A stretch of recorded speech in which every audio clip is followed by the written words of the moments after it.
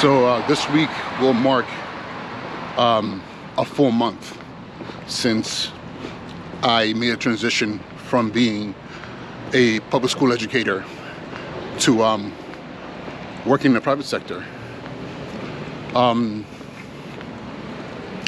17 years, during which I've served as a teacher, a special education teacher, as a dean, assistant principal, and for the last 6 years, a middle school and high school principal. So a question I've been getting a lot over the course of the past month has been, first of all, how are you doing? I still get the weird sense of pity and sorrow, like something really bad happened to me, and that's why I am now no longer in public education. Usually when a principal leaves, it's because something really bad happened. Either they couldn't hack it or they were removed. And I'm gonna make it very clear, I was not removed. Nothing bad happened. What really happened was me. And the me that happened actually started about, I would say 4 years ago. 4 years ago, I started to ask myself, is it sustainable to be working the way I was working?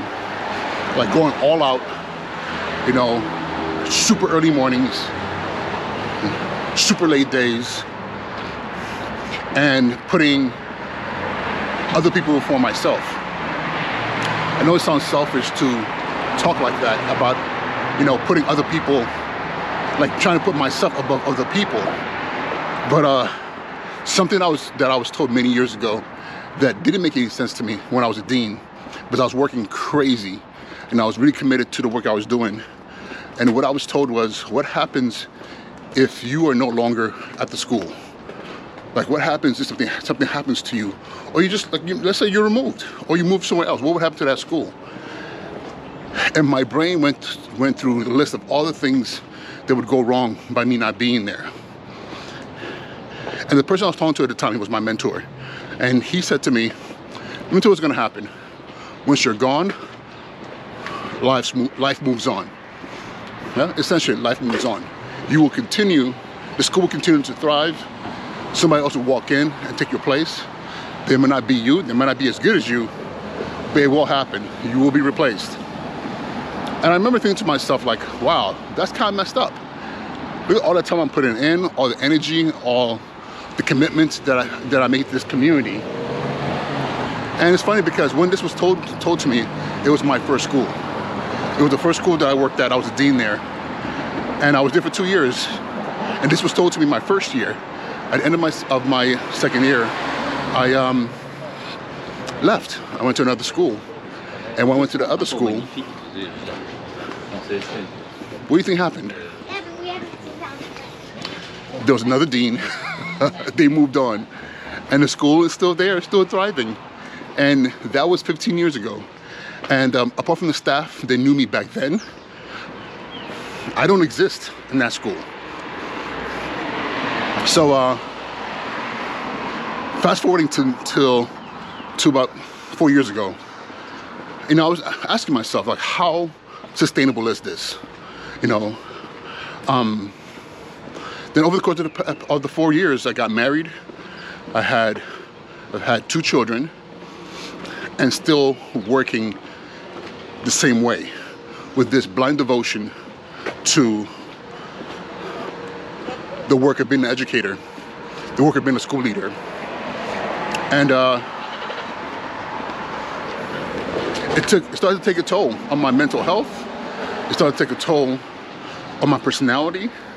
It started to take a toll on my general physical health. You know, blood pressure out of whack, not really sleeping very well, and just being irritable all the time. So all these factors, you know, started 4 years ago. Actually, it started before 4 years ago, but came to a head 4 years ago, and only progressively got worse. You know, I'll tell you this. What was ridiculous is that those things didn't affect my work performance. You know, I was still rated effective, highly effective as a principal. I still, you know, did what I had to do, you know, in running my school, making sure that we were hitting our targets and, you know, dealing with any issues that came up in the school. But personally, didn't feel good. And what made things worse is the fact that I would be in space with other school leaders and they'd all share the same thing. You know, how they were struggling, how they were suffering, and what I mean by suffering, when you're not at ease, you know, somebody said this before, when you're not at ease, diseased, you know, not at ease, you know, you're suffering because you will steal from Paul to pay Peter. You know, you would take time from one space of your life to commit to another space of your life. And usually what you're doing, you're taking time away from you, from your life, from your existence. And so many school leaders that I know have been doing this. I was doing it. So 4 years ago, you know, before things got really bad, and they did get bad. I know they got bad because I know what I was going through in here. I was questioning things, but the biggest problem I had was, what do I do outside of this? What do I do? All I know, you know, at that point in time, it was 13 years. And like I said earlier, 17 years it took for me to actually, you know, take the step of faith. I kept asking myself, what do I do? Because what I know is education. What I know is being a school leader. You know, I have a master's degree in urban education, special education license. You know, I went to Columbia University Teachers College for a master's in school leadership, one of the best programs in the country. I've been in several fellowships. I've been recognized in several spaces and areas by organizations for my leadership. What else do I do? Because outside of education, my skill sets don't really match to anything. So I kept on trying to quiet this thought in my head that there was something else out there, because the problem is I couldn't see it. The closest I came to is maybe I can go be, you know, go work in HR or go be a corporate trainer, you know, essentially go get another graduate degree, you know, maybe get an MBA, do more schooling to shift into another space. You know, I discounted that there was a possibility that my skill set, you know, over the course of my at that point in time, 13-year career, at this point in time, 17-year career, could translate to anything else other than being in a school building. You know, I was told by many people, just go be a superintendent. Be a superintendent. Like people love you. Look at all the things you've done. You'd be an awesome superintendent. I was told this by my own colleagues. You know, I'd work for you as a superintendent. And for a while, I thought that was the path I was going to take, because then maybe things might change. But however, when I reflected on it, being a teacher was tough enough. Being a dean, 10x that. I thought being a dean, nothing could be harder than being a dean, until I became assistant principal. And then that was 20x'd. Then I was like, okay, I've been a teacher, special education teacher, self-contained, and I've done self-contained. I've done ICT as a team teacher, and a co-teacher, and I was like, that was hard. Anyone who's a special ed teacher knows that's hard work. It doesn't stop. You have to be, you know, the jack of all trades. Then I became a dean at a high school in the Bronx, you know, then a middle school in the Bronx, then another high school in the Bronx. You know, we're talking about dealing with constant issues, constant dramas, trying to maintain a school culture so that kids can learn. And that was tough. Then I was like, nah. When I became assistant principal, I started making that money. You know, it's cool because I don't have to deal with the discipline. My dean will do that. But the problem was this. I'm an A-type personality. You know, I don't do, you know, BS. I don't do half-stepping. So when I became an AP, man, literally, it was like on steroids. The personality I had as a teacher, as a dean, only magnified. So it didn't matter that I had deans. It just now meant that we had to be even better. Because I was the AP, that was my dean, so it can only be better than when I was just a dean. So longer days, much longer days than when I was a dean, you know. And not only that now, I'm also responsible for observations, supporting teachers, you know, dealing with parents directly when they come in, you know, stepping in when the dean, you know, couldn't handle situations, and also being the de facto principal, you know, being my principal's designee in almost everything. Then I thought to myself, okay, I need to be the principal. Because if I'm already doing the work of a principal, what am I doing here as AP? Because clearly I can do the work of a principal because I'm being designated to do all these things for my principal regardless. You know, and not to say that my principals were lazy or anything like that, you know, but I just understood it was always Njoku, you know, stepping in for the principal. So I fought, I struggled, passed by 3 or 4 times, and eventually became a principal. Sat in that seat in my big old office, I thought to myself, okay, now I can breathe. Now I could breathe, and not even. From being a special ed teacher to being a principal, that was like 100x. You will never understand if you've never been in that seat, the burden, the level of weight that you carry for everyone. Everyone. Teacher messes up, that's on you as a principal. Your deans mess up, that's on you as a principal. Your assistant principals mess up, that's on you as a principal. Kids mess up, that's on you as a principal. But the question is going to be, what were you doing to prevent that from happening? Parents looking at you, well, it's your responsibility, you're the principal. So it's 100x.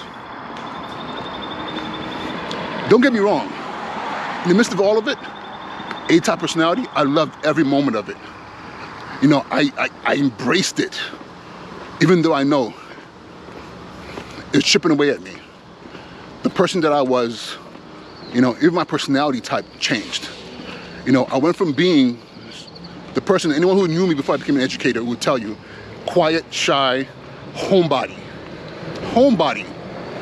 Like, you had to, like, ride me to leave the house. And all of a sudden, you know, I'm thrown into public space. You know, all these things, no regrets. But at some point in time, I start to question, how sustainable is this? Especially when I start to see my colleagues 10 years, 15 years, 20 years in the role as principal. And I look in their eyes and I see this level of just hopelessness. Not all of them, but a lot of them. A lot of them. And I started to revisit, you know, that was 4 years ago when the thoughts started to really echo in my head. And what I ended up doing was switching from one school as a middle school principal to a high school principal, looking and searching for equilibrium, that space. I thought high school, kids are older, things should be a little bit more calm. And, you know, it's almost like I forgot. I started in high school. It wasn't. And we still did the work. You know, effective, highly effective as a principal, as a high school principal. But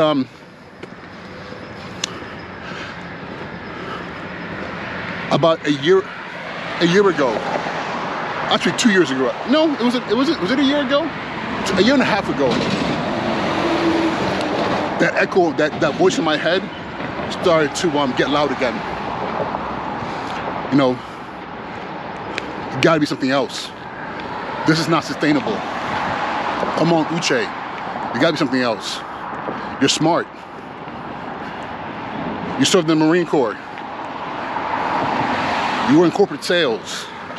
You lived in Malibu on the beach. You're about to law school, you got in. You came to you came to New York City to teach in preparation for law school. 2 years turned to 17 years. You have a podcast, you love technology. You have the ability to take random things and make them great. There's more to this than just being a high school principal, than just being a principal. So I started to look. I started Googling, like we all do, Googling YouTube videos, trying to find, people who transitioned from principals to other roles, without having to go and re-educate and transform it into something else. I'm gonna tell you what I found. I found people in real estate. I found people who started businesses. I found people who became personal trainers, people who started daycares, started tutoring services. It was just like all these things that just didn't make sense to me. Because all I wanted was the ability to take my skills and apply them to the world outside of the school building. And I didn't care what industry it was. I just wanted to be able to do something else that harnessed all of me. And I'll tell you what happened. I came across an article, and I've been trying to find this article, and I'm going to find it so I can share it. They talked about the difference between a building principal, public school principal, even private school principal, and a corporate CEO. And this article literally pointed out that at the end of the day, pound for pound, as a principal, the number of decisions you have to make on a daily basis, the things you're responsible for, most CEOs, Fortune 500 CEOs would literally crumble within the school building. Bring anyone, I don't care who you are, and let's put you right into the South Bronx, in Brooklyn, in Compton, in Atlanta, any urban school. I don't care how much leadership you have outside of education. You come into education, it's going to take you a while. If you ever even get to that point, to understand and to be able to manage that space. Because at any given time, you have multiple decisions to make. You have multiple people to manage. You have multiple, just competing segments of the school building trying to get your attention. And everybody wants an answer. I thought to myself, wait a minute. So my ability to make a decision on the fly, my ability to see the bigger picture can translate into something else. And I'll be honest with you, I'm going to tell you what I did. I opened myself to the universe. I said, you know what? As a matter of fact, I will tell you this. I have a vision board in my office at home, my home office. And on there, I put on there, in a year from now, I will transition into a role that pays equal or more than I'm making right now, that allows me to harness all my skill sets. And I was open, and I was looking on LinkedIn. I was looking at different organizations, and I will tell you this, I was even still leaning towards education, heavily against education, because that's what I knew. But I was like, it has to be something, another role out there. And that role found me as much as I found it. Right now, I'm a vice president of program partnership at a social enterprise, a benefit corporation that provides, academic support services, push-in and pull-outs in schools, provides virtual tutoring, provides all these things that I know for a fact that are necessary, And what's interesting is someone can say, wait a minute, you're still in education. I am still in education. But let me tell you something real quick. So right now, the time is, let me just make sure I know what time it is. It's 7:40. I'm about 10 minutes out from home. Got up this morning, went for a walk. Clear my head, get the blood pumping, get some coffee. I'm gonna get home in about 10 minutes, jump in the shower, get dressed, and then I'm gonna turn my computer on, and we'll get to work. Hear what I said, get home, get dressed, go to my office, turn the computer on, and get to work. I don't have the hour and a half commute to my previous school. I don't have the 12-hour day sometimes longer than that. What I have right now is remote work, working with a team of incredibly brilliant people who are passionate about children, passionate about education, and in my role, I get to harness all my skill sets, my knowledge as an educator, my dormant skills that I had as a salesperson, as someone who understands marketing, and someone who understands how to sell. Because I was in corporate sales before I came into education. I have the discipline from the military. I'm managing a team of amazing people that I'm building structures for, so they can definitely 10x what they're doing right now. All the knowledge, all the skill that I've developed over the course of my life, beyond 17 years in education, are all coming to full force right now. And the best part is that my children get to see me throughout the day. You know, I can take a quick break, run downstairs, have lunch with my kids. They're still toddlers. You know, I can address any issues from my phone, from my laptop. I can sit in the back deck of my house, engage. You know, if I need to, if I need to, you know, go visit a school or communicate with an entity nationwide, I can do it, you know, relatively with ease. I jump on a Zoom call. And if I need to travel, then I travel. But the core of my day allows me to breathe, to not be super stressed. And if I'm stressing, it's a productive stress, because it's a particular problem I need to resolve. Not 10,000 problems, but maybe 1 or 2 problems that are all interconnected that I need to resolve so that my team is more effective. It's incredible. Yes, I know, it's only been a month. But in a month, I am very different. I've lost weight. I can think clearly. I'm happier. And again, this is not for everyone. Some people are built to spend 20, 30 years in a school building. I had come to the realization I wasn't. I wanted more. I wanted more for myself. And that's what I did. So I'm not even sure if I answered the question, but hopefully I answered what happened, and how it is now. And I hope to continue to share this, because I get a lot of questions from people who are asking me, you know, also, how can I do it as well? And I look forward to sharing some of my thoughts on that, because again, this is something that's actually in my mind, because I'm asking myself, why did it take me so long? And I know it's fear. I know it's not having clarity, because I didn't have anyone to talk to. I didn't have anyone to tell me that, bro, this is how you do it. I didn't have any of that. And maybe I could be that for some of you out there. But at the same time, understand this, I loved my profession. I love what I did as a principal. It's just that, like everything,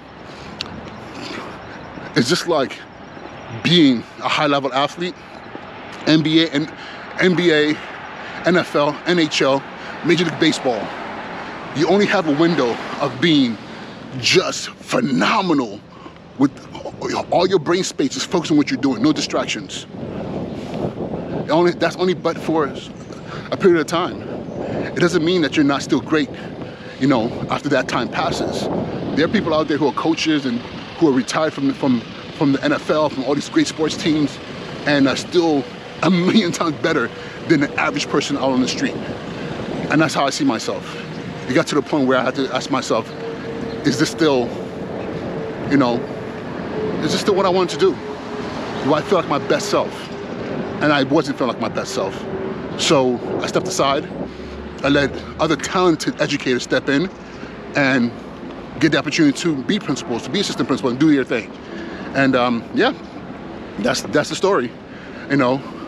And I hope to give you more content along these lines, because I get a lot of questions. And please feel free, you know, leave a comment, you know, hit me up on LinkedIn.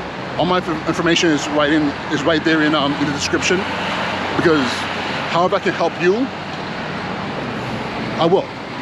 All right, y'all, be well. Talk to y'all soon. Peace.